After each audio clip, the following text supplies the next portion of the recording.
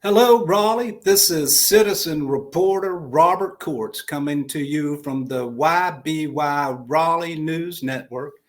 And today I have a woman on the street interview with Peyton Glendinning. Peyton, thank you for joining me today.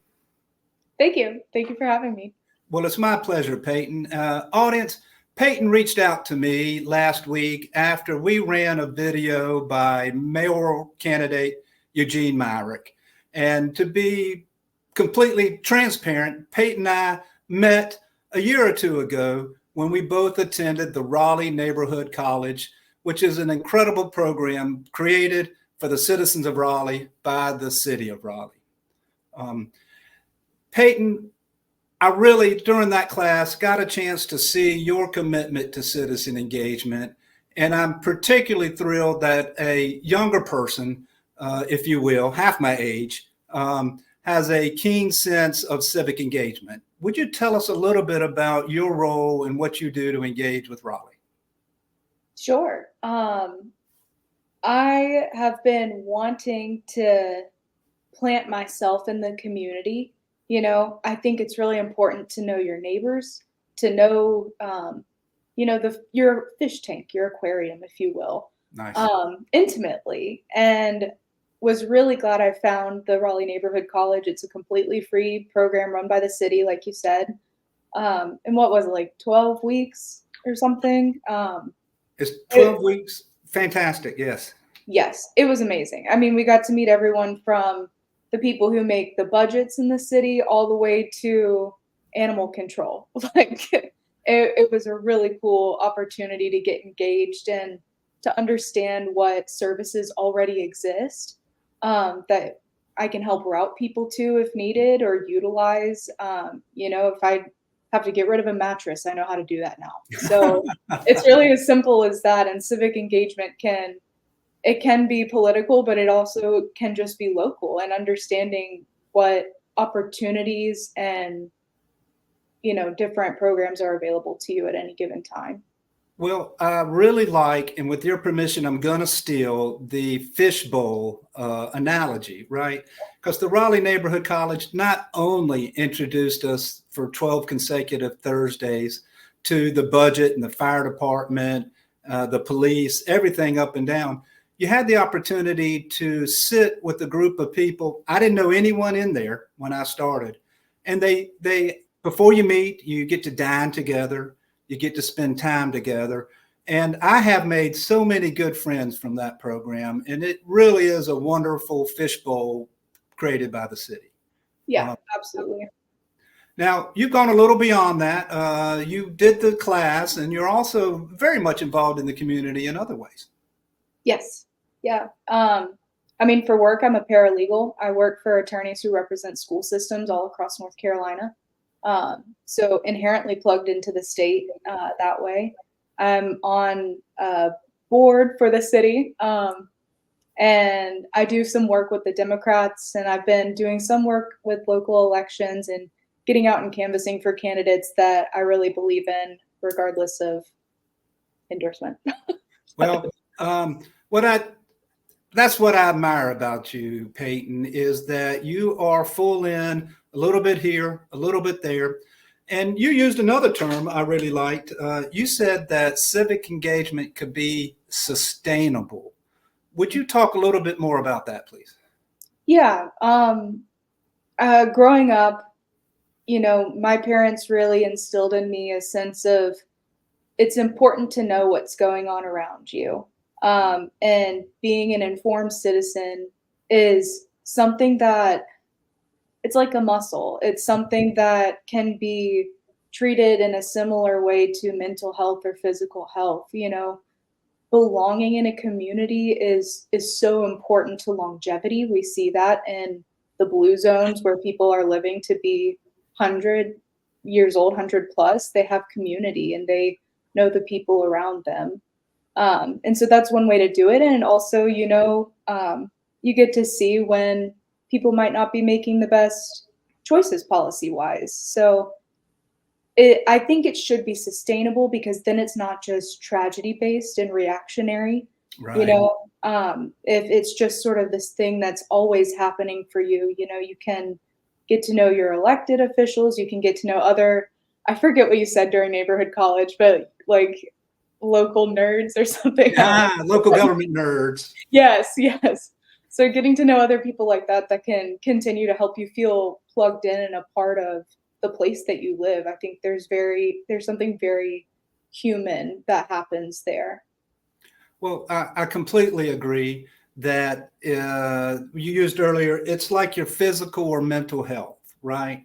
It's something that you don't really do 30, 60 days before an election, but you can do a little bit every week and every month. And then it's not, oh, I'm sick and I have to get healthy. It's that you maintain your optimal level of civic engagement. Yeah, absolutely. So I admire that, and you are an inspiration, Peyton, to me. That someone really wants to dive in and make Raleigh a better place. So before we go any further, let me say thank you for all that you do for Raleigh. Well, thank you, Robert. Obviously, I admire you as well. I think it's awesome how you're building this platform on your own, and doing it with looking for people who have a servant's heart, looking for people who are looking out for the community, and sometimes there's pressure as a person in their 20s to say like, oh, you're focusing on like youth issues. And there is some of that, but Right. affordable housing is a people issue. Wanting to walk out of the house and not spend $60 every time I leave my house, that's a people issue. It's not just a young person issue. And I admire how you navigate through a lot of this civic engagement, and it's definitely something I look up to. Well, thank you. And we make a good team. So let me just say that you're welcome back at any time. But I'd like to circle back for something. So many people really don't understand the power of local government. They're not engaged. They don't really know that your local government really is the one that affects your life more so than the others. And it's the easiest one to engage in. And so I keep seeing this cycle that the majority of the people don't really care until it's 30 or 60 days before an election. And then sometimes all hell breaks loose. Yeah, or until an intrusive parking lot is going up right behind their house, And the thing that happens, I think, when you start to even want to engage, at least what it was like for me, is you get in there and it feels like alphabet soup. And you're a young person, so everyone's chomping at the bit to get you to join their organization or do whatever because there's not enough young people. And it just makes it more confusing. And that's why I really like neighborhood colleges, because it's just like so literal instead of feeling kind of power play. But the constituent services space can feel alphabet soup, information overload, and it just sort of emphasizes that sustainability piece. If you're just going bit by bit, maybe you have a free Tuesday and you want to go to a city council meeting and see what's going on. You can learn a lot about what decisions are getting made. But you can't get all that information just downloaded into your brain all of a sudden. It really does take some time.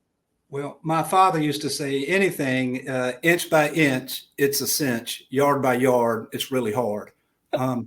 Another thing I like about citizen engagement, or particularly with your local government, is that it can be anything you want. If you're into sports, you can be part of Parks and Recs, the parks. If transportation's your thing, if local businesses are who you want to advocate for, there's a role of local government, and there's a counselor or a committee or a department that needs your help and the citizens' help and guidance.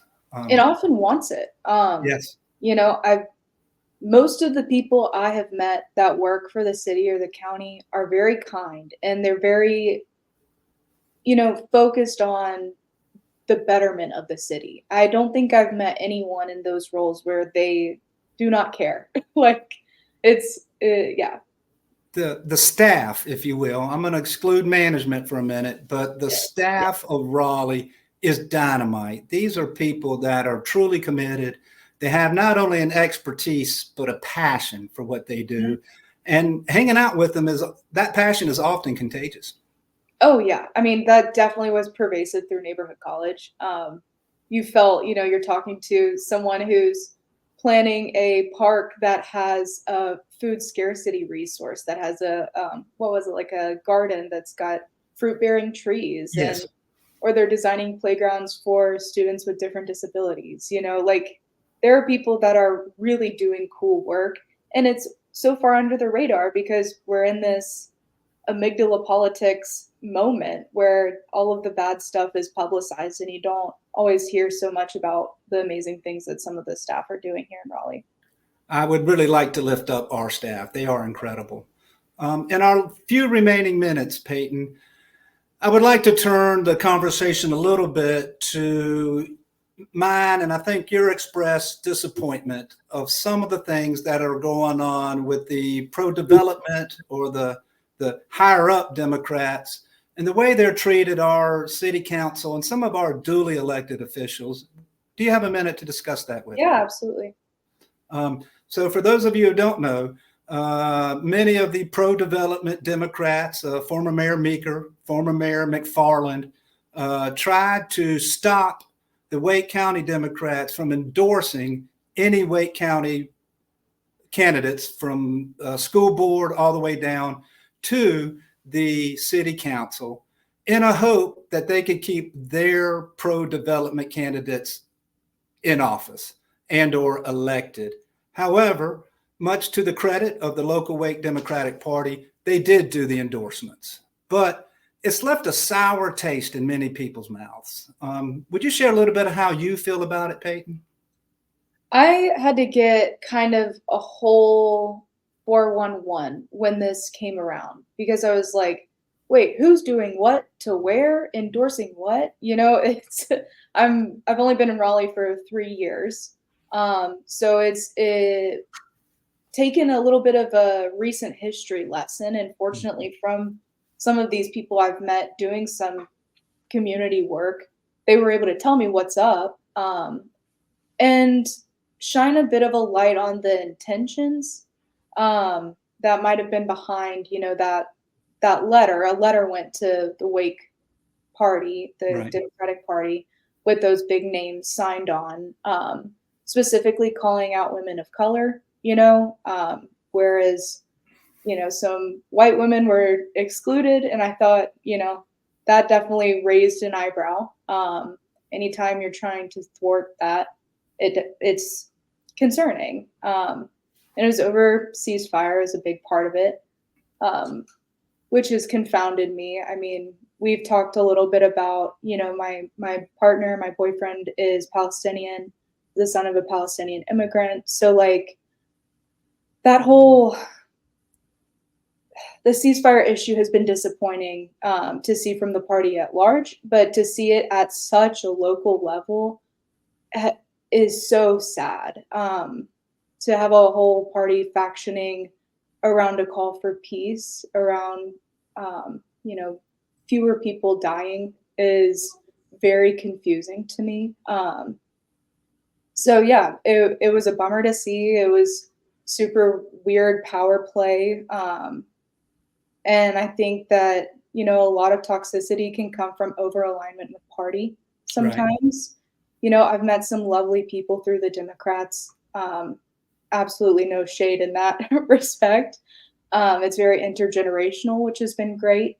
Um, but yeah, it gets really sticky really fast when it's the people I love the most, Right. my family, they like turn their nose up, and it's really confusing and sad. Well, I'm sorry this is happening and you're feeling that way. You hear it, right? You hear this, but to see it in your own backyard and to see it from former leaders that I once admired, respected, even voted for, it's almost just an arrow in the heart. It just hurts that much. Yeah, I mean, and we've seen the level of vitriol, that some of these candidates have had to deal with and these electeds that have dealt with while they were in office on city council in this past year. And to see that and still like perpetuate that harm is just remarkable. It says a lot. Yeah. And I do applaud the county party for not giving in to all of those power plays. Well, that is I won't say silver lining, but that is the thing I'm hanging my hat of hope on, because these power play by the older, more established leaders was thwarted. It was stopped by the local Wake County Democratic Party, who stood on integrity, who stood on honesty, and who stood on transparency. Yeah. So the fact that they didn't get what they want does provide me hope. Yeah. I mean, and it's an election year where these races are nonpartisan. You know, when you go to the voting booth, you're not going to see Democrat or Republican listed underneath these city council candidates. So I understand why they would want to endorse, you know, just from an information perspective. And an experience, you endorse the one you think has the greater experience, that theoretically. Theoretically. Yeah, I mean, that's for Democrats, yeah, experience goes a long way. I will personally be voting for people who are of the people. That's really important to me. So that's where my vote's going to go. I said already, you know, they didn't endorse every candidate that I will be voting for. And so that's disappointing, but it just means I won't be poll grading, you know, and that's that. It doesn't have to like be anything bigger than that for me right now, because there's a county board that are duly elected and they carry out the endorsement process. And that's that on that. I have no desire to serve on that board. So I will just do my own thing. You know what I mean? Well, I think this is maybe something you and I both took away from the Raleigh Neighborhood College. I'm voting for the candidates that truly have a servant's heart, that engage with the public, listen to the public, and not just a faction of the public, not just this geographic region near the Beltline or this downtown, but they reach out to the entire district and or at larger mayor, they reach out to the entire city. That you can't make, as a leader, you can't make informed decisions until you hear all sides of any and of all issues. Yeah, absolutely. I mean, and the engagement and the access is extremely important. And we have candidates who are rooted in that. That's how they came up and came to become candidates, you know? And so I have deep admiration and respect for them. And my eyebrow goes up at the ones who just fell out of the sky in a suit. You Yes. know, I get an eyebrow raise.